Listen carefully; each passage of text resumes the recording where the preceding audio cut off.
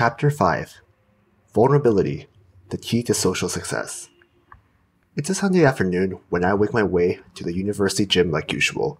It's about 1 p.m., and the gym is pretty empty aside from a staff member and a few people getting their workout in. I head over to warm up on the bike before getting in a solid, full-body workout. Then I see her. And by her, I mean one of the most gorgeous women I've ever seen. Tall, slim, long hair with a beautiful face. I've never really approached a woman I found attractive until that point. I've approached some women that I wasn't too attracted to, although those instances almost always ended poorly for me. I've also experienced enough moments where I let opportunities pass, and the feeling of regret is worse than any rejection, so this time, I go for it. When I make the decision to approach this woman, I jump out of my seat and make my move. I walk over to the free weight area where she's working out and sit down next to her. I was already planning to exercise there anyway. I turn to her and ask her what she's working on. She smiles and tells me shoulders and arms. I tell her that's pretty cool and crack a joke. She laughs. I ask her what she's studying at the university and she responds, science. Then she asks me what I study, and I ask her to guess. Giving straight answers is boring sometimes.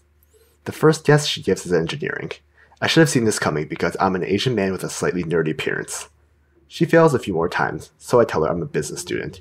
I make another joke because it's a running joke at my university that everyone hates the business faculty. I don't blame them. She assures me that she doesn't hate me because of what I study. She also tells me that she doesn't know anyone from business, so I tell her that I'm honored to be the first one. At this point, I figure I should introduce myself. I do and ask for her name in return. She tells me her name is Stacy. Then I launch what is arguably my favorite line. I'm not one for pickup lines or memorizing what to say beforehand. I think that interrupts the natural flow and fun of the conversation, but I've been dying to use this one. Nice to meet you, Stacy. If I'm going to be honest, I thought you were really cute and just had to come over and say hi. She looked at me shocked, like I offered to pay her student loans or something. She smiles and I lose my train of thought. At that moment, I notice she has really pretty eyes, so I guess we're both admiring something about each other. We chat for a bit more, but now she's totally stunned and is giving me her complete attention. We talk for a bit more, then I ask her her number.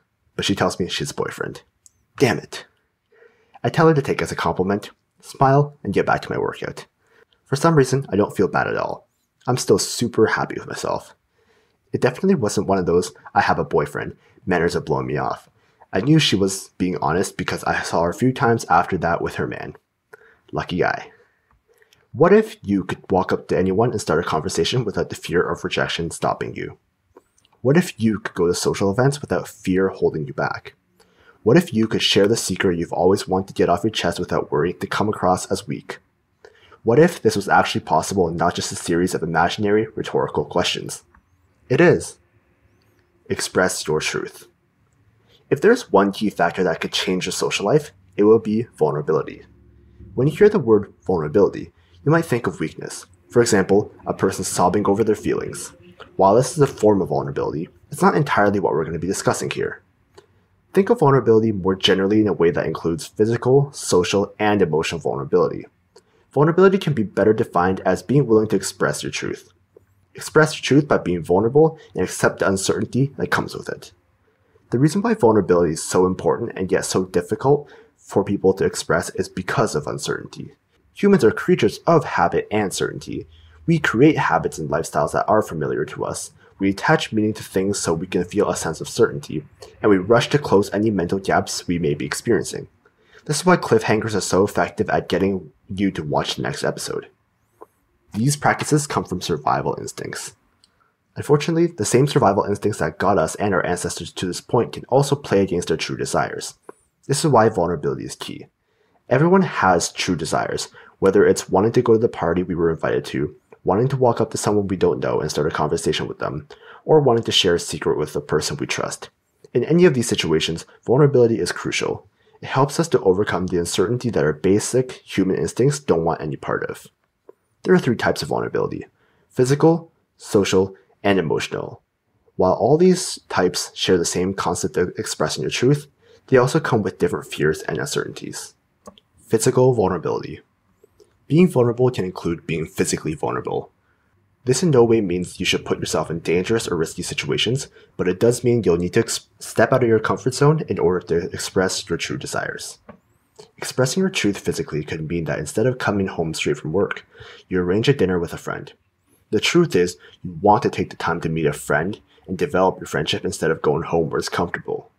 Being vulnerable enough to attend a dinner with your friend is your way of expressing your true desire. Going to a social event is another way to express your truth through physical vulnerability. Perhaps you want to attend a party hosted by your coworker this weekend, but you're hesitant because you don't know anyone there, and big groups of people make you nervous. Physical vulnerability comes into play here because if you do go in spite of your fears and in spite of the uncertainty of what could happen, you are being vulnerable and expressing your true desire. If you're going to improve your social life, physical vulnerability is a must. Almost all of the things you need to do in order to create a social life you enjoy will include you physically being somewhere. Unfortunately, our technology-focused, isolation-driven culture has turned many of us into hermit crab-type humans where we prefer to stay at home due to the comfort and convenience. But we're not likely to make any friends by staying at home. Other examples of being physically vulnerable to express your truth include leaving the house when you've spent all day inside, going to a social event, hosting a social, signing up for a class and attending, moving to another city, meeting up with a friend, going on a first date, getting drinks after work with a coworker. The social safety valve. Here's a great adage you can implement to alleviate some of the uncertainty that comes from physical vulnerability. You can always go home. A big anxiety that comes with making yourself physically vulnerable is your exit plan. How will you get home? If you allow yourself the opportunity to excuse yourself and go home anytime you want, you'll always have a path of safety. With ride-hailing services being so inexpensive and widely available, it's become a lot easier and cheaper to go home from anywhere at any time. Most of the time, this mindset benefits you. Because you know that you can go home at any time, you feel more relaxed during social events. When you feel relaxed, you're more likely to be in a positive headspace and are more likely to project that headspace outwards. Giving yourself the option to go home at any time can actually make you enjoy being there far more. Try it next time you make yourself physically vulnerable. I released the safety valve. One summer, my coworker invited me to his place for Canada Day. He lived in the student neighborhood of my city, so inviting me to his place more or less meant hanging out outside his house, sipping beers with groups of people, and interacting with others people doing the same. I knew my coworker, although I wasn't close with him. I wasn't going to know anybody else in attendance. If this isn't an example of physical vulnerability, I don't know what is. I wanted to go, but my concerns were probably similar to the ones you've experienced countless times too. What if I don't meet anyone cool there? What if I end up sitting by myself? What if I look like an idiot? But when I thought those thoughts, I told myself, you can always go home. If I wanted to leave, I could say my goodbyes to my coworker and walk home. I knew it wouldn't be a big deal. Knowing this was enough to convince me to attend. It turned out to be exactly as I feared. After chatting with my coworker for a bit, I spent the majority of the time sitting by myself, sipping beers, and watching other groups of people chat. I got in some socializing when a beer pong game started, although my inexperience at the game and not knowing anyone at the table deterred me from talking much. After an hour or so of sitting around alone and awkwardly, I released the safety valve and decided to head home. It wasn't a big deal. I went to the event and took a chance, but ultimately, it wasn't a great experience. These things happen, especially if you're learning how to be social and just have started attending events. It was a valuable lesson in being able to go to events freely and having an option to leave at any point. Since then, I have attended countless events where I extended the same line to myself, but ultimately ended up staying and enjoying the event way more than I would have without a backup plan. Social vulnerability. Social vulnerability is when you make yourself vulnerable through communication in order to express your truth. The main obstacle that you're seeking to overcome is the uncertainty of whether people like you. Expressing your truth socially can mean going up to a person you don't know and starting a conversation with them. The truth you are trying to express here is your desire to speak to this person. The uncertainty that comes with it is of not knowing how this person will react to you. Will they like you? Will they be annoyed that you interrupted them? Will they become your best friend? No matter the outcome, by being socially vulnerable, you are able to accept the uncertainty that comes with expressing your desires. This example isn't limited to people you don't know. The same stands for the people you already know. These people may be friends of yours, but you still may experience uncertainty when you want to start a conversation with them. This is why many people have trouble starting a conversation, inviting other people out, or being the one to text first. Other forms of social vulnerability include telling a joke that may or may not be funny, expressing an opinion that other people may not agree with, or changing the topic of conversation. All these forms of social vulnerability create uncertainty because you don't know how the other person may react. However, going through any of these motions will help you express yourself more. When you hold back an opinion or topic of interest you want to talk about, you give in to your own fears of uncertainty. You restrict yourself from developing strong relationships with people because you don't let people get to know you. Many people hold back on sharing their opinions or topics of interest because they don't want people not to like them. This fear-based justification often backfires because playing it safe prevents people from loving us for who we are. People can't truly love us if we don't share our deeper thoughts and feelings with them. Other examples of social vulnerability can include introducing yourself to someone you never met, inviting someone to hang out, texting first, asking someone on a date, suggesting a place to meet up, giving a compliment, sharing a controversial opinion. Most of the time, people won't react in the negative way that you may think they will. Unless they're terrible people or what you said is bad or offensive, most people will either respond with neutrality or positivity. But there's a bigger value than that. Being socially vulnerable means expressing who you are in terms of your thoughts, feelings, and desires. Social vulnerability is an integral part of building relationships with others.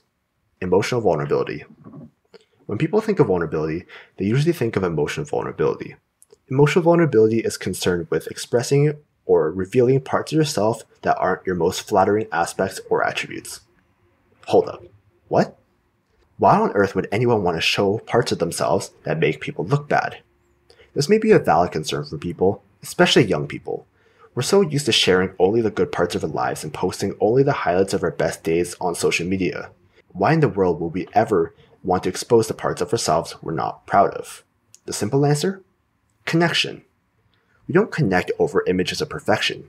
We connect through understanding another's whole selves, and that includes the parts we're not proud of, our shortcomings. Emotional vulnerability is by far the most confusing and complex of the three different types of vulnerability. You might wonder, won't people think I'm a loser? Won't people take advantage of me? Won't people lose respect for me? Will people perceive me as being weak? There's no clean, pretty answers to those questions, but let's take a look at different forms that social vulnerability can take. Emotional Fort Knoxers. These people are extremely emotionally invulnerable. They guard their emotions and any sense of negative perception like how the United States guards Fort Knox. No one is getting in there. I feel for those people. The reason why people are emotionally guarded is they don't know how to express their emotions or they're protecting themselves from pain, usually subconsciously. Of course, they have a responsibility to work through their issues, but they're probably dealing with difficult things, even though they won't tell anyone about it. Emotional Fort Knoxers usually don't have close friends in their lives. This doesn't mean they don't have people to hang out with or don't know people. They could, but chances are they don't know them well, and vice versa. These people can be highly respected due to other circumstances such as having a successful career, being talented, being social, and so on. But they are likely lacking in terms of an intimate friendship. Chances are, while other people may not judge them, they most likely judge themselves quite harshly. If you feel like you share similar traits to Fort Knoxers, working through your mental patterns with a professional therapist can be a good idea. Although this may be hard for them to hear because they don't want to admit that they have a problem in the first place, since looking weak is the cause of their problems, this is precisely the reason they may need to seek help in one way or another. Everyone hates looking weak. Nobody wants to look stupid or feel ashamed of themselves. But if someone is struggling with their feelings of inadequacy to the extent that they're not willing to open up about their feelings at all, they are likely experiencing an issue that would be difficult to work out on their own. Emotional Weeper. Emotional weepers are one step ahead of Fort Knoxers because they're at least willing to reveal their emotions and feelings. Emotional weepers are openly down and sad, while emotional Fort Knoxers are down and sad in a closed-off way. I feel for emotional weepers as well. Although they are probably in a better position, as they don't suffer in silence or put on fake acts of happiness, they likely have difficult things in their lives, whether they're consciously aware of them or not. Unfortunately, when the emotional weeper doesn't deal with these problems, other people, especially happy, ambitious, successful people, may not be too keen on interacting beyond the surface level. The solution for emotional weepers is the same for emotional Fort Knoxers. Get professional help. There's definitely something, or many things, at the root of the problem that the emotional weeper probably isn't consciously aware of. Emotional vomiter. Emotional vomiters are people who may be decently emotional and socially stable. However, when they get an opportunity to be emotionally vulnerable, they go way too overboard. TMI. Too much information. At one point, I was guilty of being an emotional vomiter. It wasn't uncommon for me to overshare with people with whom I barely knew. Understandably, these people wanted to run away from me as fast as they could. Emotional vomiters are doing one thing that may take emotional officers and emotional weepers a lot of time to figure out. They're being vulnerable. The problem is, instead of adding a drop of vulnerability to an interaction to make it richer and more fulfilling, they dump in the whole bucket. Emotional vomiting can be caused by one of two things, either an emotional problem or a tactical problem. If an emotional vomiter is suffering from an emotional problem, this means they'll release all their feelings on the person with whom they're speaking, which burdens that person. If the recipient of the emotional vomit is extremely patient, this situation can be fine. But emotional vomiters may be advised to talk to someone about their oversharing, whether it be a professional therapist or a trusted friend or a family member who has experience in dealing with them. Emotional vomiters can also suffer due to a tactical problem. They may not have emotional problems that cause them to emotionally vomit, but they may not logically understand how to go about sharing their emotions. If this is the case, they can simply wait until an appropriate time to release their feelings or gradually release them over time to build some sense of familiarity to these problems. Emotionally strong and vulnerable. Ideally, you'll want to stay emotionally strong while being vulnerable. When you're emotionally strong and vulnerable, you project both power and humility. You communicate that you're strong enough to share the negative aspects of yourself, yet humble enough to do so.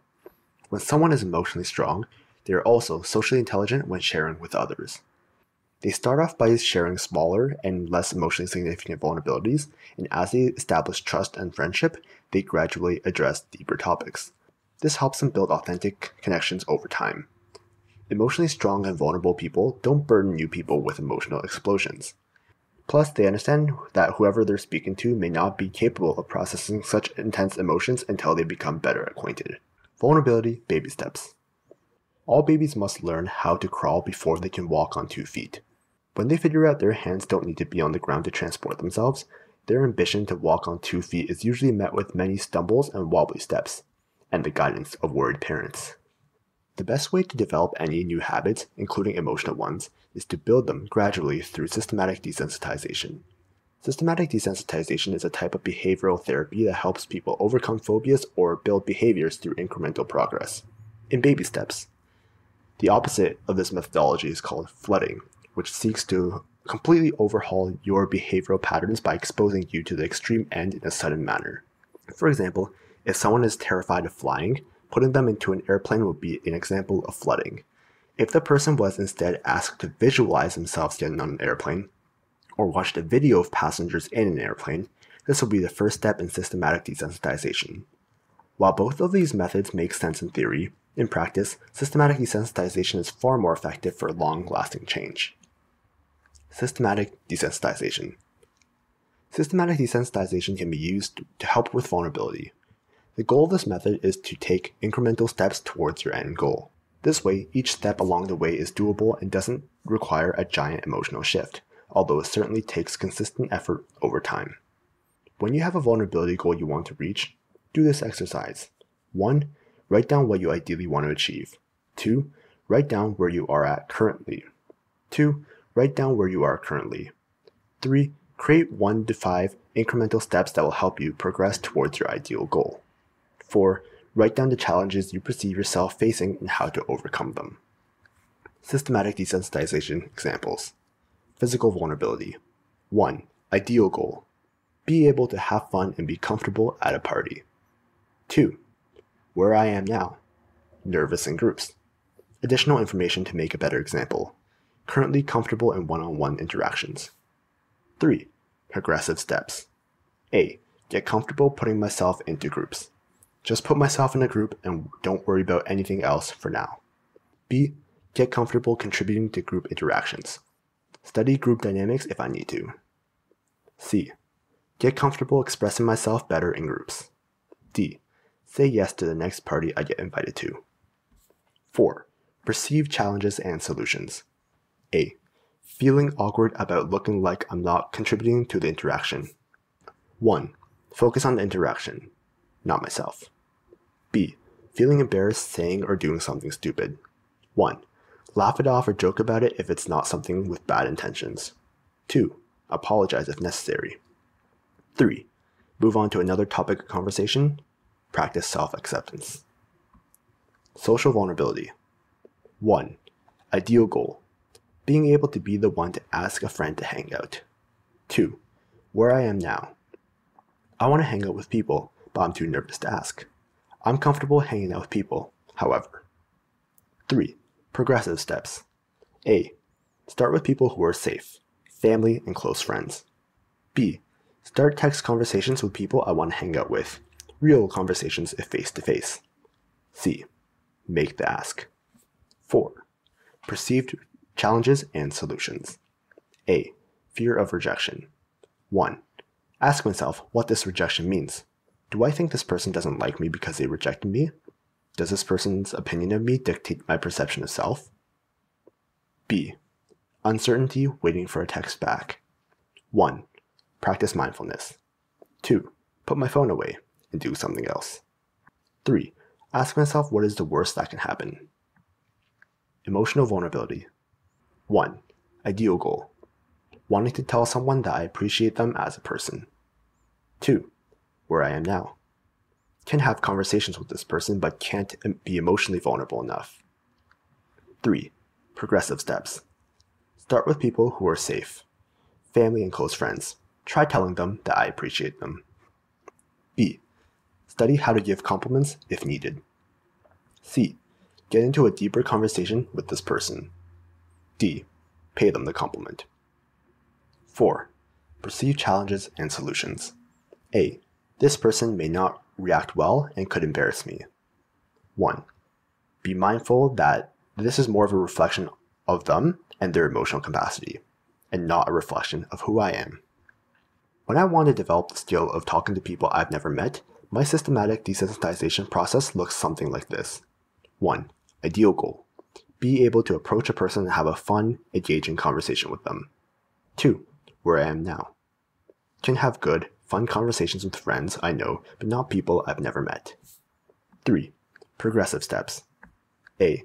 Start conversations with low-risk people such as cashiers, waiters, staff members, and people in my office. B. Place myself in places that people I may want to talk to attend. C. Begin conversations with people. D. Hold fun, engaging conversations with people. 4. Perceive challenges and solutions. A. Fear of approaching. 1. Overcome it by focusing on each step before moving on. B. Feeling awkward or embarrassed. 1. Acknowledge the feeling in the moment and go for it anyway. C. Feeling different and standing out. 1. Realizing that I will have to do things that other people don't have the courage to do and be comfortable with the feelings anyway. Common vulnerability concerns. Vulnerability is tough. Since being vulnerable means taking on uncertainty and humans are hardwired to hate uncertainty, it's natural that there are a lot of concerns around this topic. I'm too afraid of rejection. Being afraid of rejection is normal. Seriously, it's human instinct. If anyone tells you they're not afraid of rejection, they're either lying or a psychopath who feels no emotion. Here's the truth about getting over the fear of rejection. You need to focus on what's effective, not what's easy. When you focus on what's effective, the effective becomes easy, but it doesn't work the other way around. If you keep working on addressing your rejection-based fears, the less fear you will have and the more you will eventually achieve. This is why we break down vulnerability into small, bite-sized steps. It's important that each one feels possible to achieve, but the truth of the matter is, at the end of the day, you will have to face rejection in order to get what you want. Everyone's afraid of rejection, but the ones who are extremely afraid to the point where it's inconceivable for them to take action usually have one of two issues, or both. The first issue is that they haven't faced rejection enough. If you don't face any fear enough, you're naturally going to continue to be afraid. The second issue is one of self-worth. The human brain works in the opposite way of what we tend to believe. We tend to believe we are rational and our decision-making process comes as a result of a rational process. But this is not true for most decisions we make. Instead, the human brain comes to conclusions, then finds evidence to support those pre-existing conclusions. We're not as logical as you may believe we are. When someone has a low self-image, their conclusion is they are not good enough, and any rejection they experience serves as evidence. However, if a person has an elevated self-image, then the rejection they experience doesn't serve as evidence, so it doesn't affect them as much. If you're deathly afraid of rejection, chances are you're experiencing a self-worth issue. This is why you're going to have to continue to do all the self-improvement work discussed in this book, so you can develop positive self-esteem to a point where you can start putting yourself in situations where you may get rejected and being okay with it if it does happen. Being socially vulnerable seems too pushy. Isn't starting a conversation, texting first, or asking someone to meet up being pushy? The answer for you is it pushy, or do you feel like it is? Of course, if you're the one to text first, start a conversation, or ask someone to meet up, you might feel pushy because you were the one taking the social risk to initiate. However, unless the social context is extremely off, what you're feeling is most likely your brain's defense mechanism against the potential social and emotional risk. Won't people think I'm weird if I'm emotionally vulnerable? When you are being vulnerable, you're not necessarily being weird. You're being more of yourself. Remember, vulnerability is when you are willing to deal with the uncertainty of expressing your truth. Your truth is who you are. So if you're being vulnerable, you're being more of yourself. If, at your core, you're a weird person, so be it. What vulnerability is going to do is make the people who like you love you, and those who dislike you really dislike you.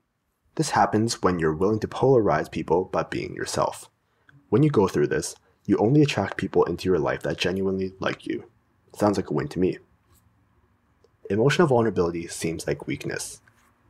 Emotional vulnerability is not necessarily weakness. If you're being emotionally vulnerable because you want to try and please other people and make them like you, you might be doing it for the wrong reasons. However, if you're emotionally vulnerable in an effort to share who you are without depending on the validation of others, you're exhibiting strength. It comes down to your intentions. If you share your feelings in an effort to make people like you, they'll likely run away, as their internal nonsense detectors will go off. But if you share your feelings honestly and authentically, people will trust and respect you more. It's difficult to trick people of your true intentions. Most people will know what you're actually trying to do, or will at least have some sense of it.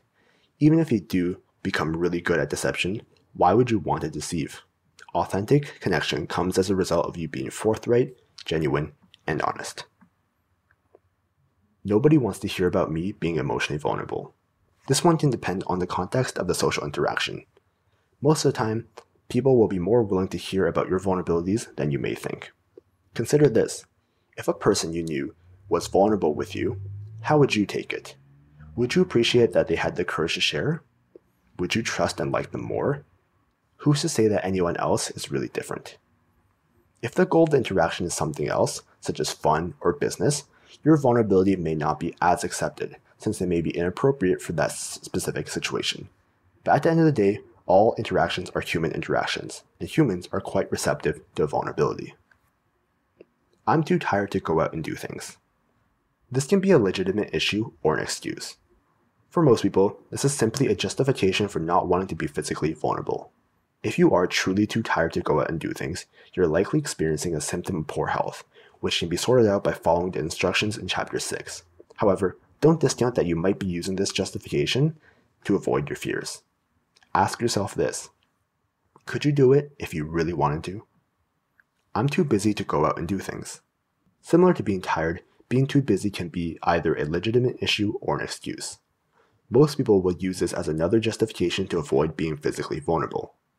If you're working 80 hours a week and have a family and/or other commitments, you may be genuinely busy, which can be its own problem. But for the average 40 hours or so a week worker with weekends off, this is most likely a justification. Ask yourself this: could you find a few hours throughout the week to go out and do things if you really wanted to? Intrinsic motivation. Vulnerability can be difficult, but there's one mindset shift you can implement to make vulnerability an opportunity instead of something you dread. Take being healthy, for example.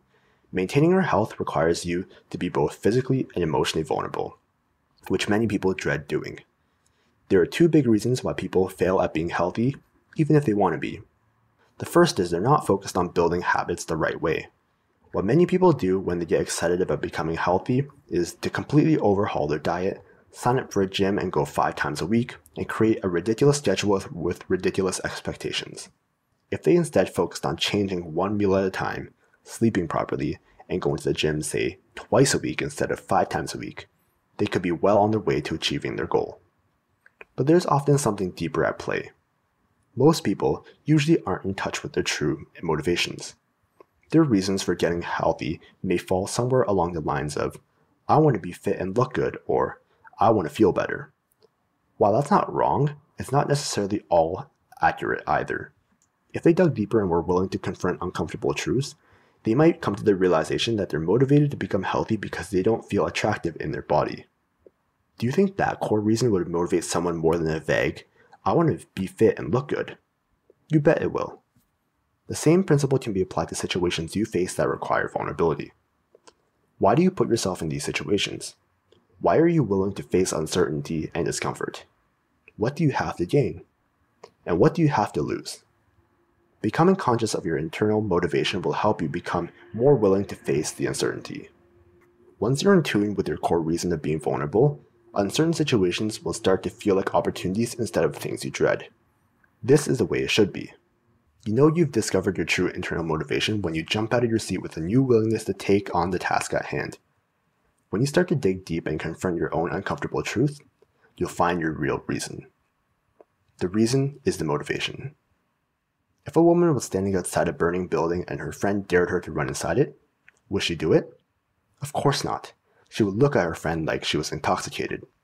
If the same woman was standing outside this burning building, but this time her friend told her that her children were stuck inside the building and the fire department was 20 minutes away, what would she do?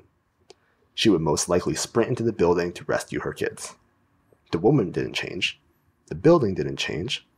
The only variable between the two scenarios is the reason. Looking stupid or feeling embarrassed. Looking stupid or feeling embarrassed are among people's biggest fears when it comes to being vulnerable. You may fully understand the concept of vulnerability and be excited to use it to express your truth. Yet, these fears still may be at the forefront of your mind. What if I go to this party and look stupid for standing by myself? What if I ask someone to hang out and they say no? I'll feel really worthless. What if I tell someone a secret and they laugh in my face? I wouldn't be able to face that person again. There are a few truths you're going to have to understand if you're going to be vulnerable enough to create your own rewarding social life. You will look stupid and embarrassed at times. You will be able to handle those negative thoughts with experience. It will become less and less of a big deal. Everyone fears looking stupid and feeling embarrassed, and everyone experiences it too. Not many people would notice if you feel stupid or embarrassed. If they do, they'll mostly forget about it after a while. The average scenarios where you look stupid or feel embarrassed aren't that bad. The first thing you can do to overcome your fear of the unknown is define it. What exactly are you afraid of? Be specific. Often, when we try to explain what we're afraid of, we realize how silly our fears are. If you're thinking about going to a party and are afraid of looking stupid, specifically define what you're afraid of. Initial thought. I'm scared of attending a party. Better. I don't want to be in a situation where I'm sitting by myself at this event with no way to start a conversation with anyone. So what? People may look at me like I'm a loser for being at the party alone. The above exercise doesn't dictate how you can alleviate your fears, but encourages you to come up with a solution when the situation arrives. If you attend a party, unless you know a lot of people there, you're going to find yourself alone at one point or another. Solutions for this scenario include talking to another person who is alone, getting into a group conversation, enjoying yourself when you're alone, placing yourself in a high-traffic area of the venue, moving to another part of the venue, stepping out of the venue for a minute, going home. Check out the following example in which defining your fear can greatly diminish its power. In this scenario, someone wants to ask a friend to meet up but is afraid of getting rejected. Initial thought. I'm afraid of getting rejected. Better. I'm afraid of asking this person to meet up and the feeling of not being liked if they reject me. So what? They may be busy, or they may not like me. Do I expect everyone I interact to like me? No. You may not experience rejection, but if you do, what is the consequence? You filtered someone out of your life who isn't receptive to you. Go find someone who will like you. There are plenty of fish in the sea. This seems too simple.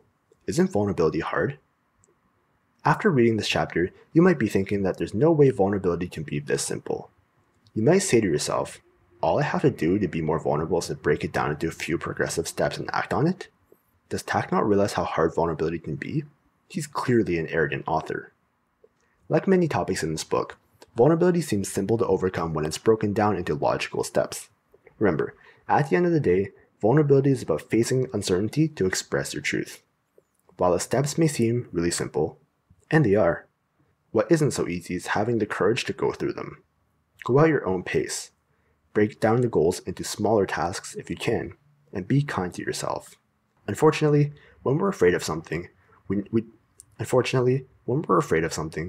try to overcomplicate it, so we have a quote-unquote reasonable justification as to why we can't accomplish it. It's a defense mechanism the brain has, a trick it uses. But we're not going to give the brain this option. We're going to keep it extremely simple, so your brain has no choice but to act. There is no, how do I do this? It's only, do this. It really is that simple. Once you get to the other side, you'll be able to do things with ease that would have terrified you before. The courage to be yourself. Ultimately, the whole point of vulnerability is to give you the courage to be yourself. When you are physically vulnerable and want to do something you desire, you do it. When you are socially vulnerable and want to communicate something, you say it. When you are emotionally vulnerable and want to reveal something, you go for it. All these types of vulnerabilities contribute to you being your full, most authentic self. Being yourself is a process of removing the mental blocks that hold you back from expressing yourself as you are. You'll need courage to overcome any uncertainty you may face along the way. Key takeaways. Vulnerability is the key to changing your social life.